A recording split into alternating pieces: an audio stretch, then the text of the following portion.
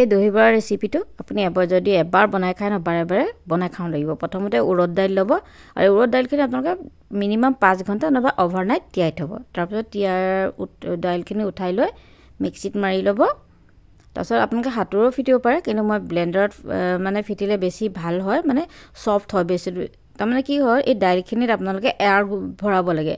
হাতেৰে কৰাতকৈ এই ব্লেণ্ডাৰ মেচিনটো কৰিলে বেছি ভাল হয়। তাৰপিছত আপোনালোকে ৰিফাইন তেল হওক বা মিঠাতেল যি তেল লয় আপোনালোকে কেৰাহীত লৈ ল'ব আৰু চামুচখন মই অইলটো সানি লৈছোঁ। এই যে দহিটো দেখিছে ইমান ধুনীয়াকৈ এৰাই গৈছে, তেতিয়া সোনকালে এৰাই যায়, গতিকে মই চামুচখনত অলপ অইল সানি লৈছিলোঁ।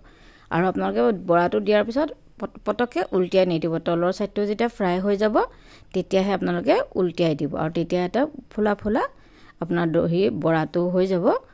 আৰু এইটো ছিষ্টেমত কৰিলে বহুত ভাল হয়। আৰু এইদৰে মই আটাইকেইটা দহি বৰা ভাজি ল'ম, কিন্তু এইদৰে কৰিব দহি বৰাটো উৰদ দাইলত বেছি ভাল হয় আৰু খাবলৈও টেষ্ট লাগে। এইদৰে মই গোটেইখিনিয়ে ভাজি ল'ম। আৰু এই মই কুহুমীয়া গৰম পানী লৈছোঁ, তাত মই দিছোঁ চাট মছলা আৰু ক'লা নিমখ। তাৰপিছত আপোনালোকে বৰাকেইটা তেলৰ ভজা বৰাকেইটা মানে এই তেলত পানীত অলপ দেৰি তিয়াই থ'ব, তেতিয়া তাৰ ভিতৰলৈকে মানে চাট মছলা নিমখ এইবোৰ চব সোমাই যায়। তাৰপৰা পানীটো চেপি আপোনালোকে বাতিত দি দিব। একেবাৰে ইজি আৰু খাবলৈ কিন্তু বহুত বেছি টেষ্টি হয়। এইদৰে বৰাবোৰো পানীৰ পৰা উঠাই আপোনালোকে পানীটো মানে উলিয়াই ল'ব, তেতিয়া ছফ্ট হয় বেছি। তাৰপিছত দৈখিনি আপোনালোকে অলপ ফিটি ল'ব, তাৰপৰা এনেকৈ দৈটো দি দিব। আৰু যিখিনিয়ে জানে, নজনাখিনিয়ে ভালকৈ চাই ল'ব। আৰু আপোনালোকে দহি বৰাটো ভাজোঁতে একদম কম হিটত মানে ফ্ৰাই কৰিব, নহ'লে কি হয় কিছুমানৰ মই খাইছোঁ বৰাটো টাইট হয়, নহ'বা বেছি ভিতৰখন নিসিজে। তাৰপিছত মই এয়া পালেং শাক দি ৰং দি দৈহে বনাই ল'লোঁ দেই, পদিনা নাপালোঁ মই।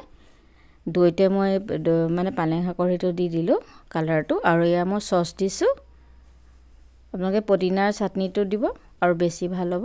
আৰু লগতে আপোনালোকে তেতেলী চাটনিটো দিলে আৰু বেছি ভাল হয় তাৰমানে। তাৰপিছত আপোনালোকৰ ইচ্ছামতে ইয়াত মছলা দিব।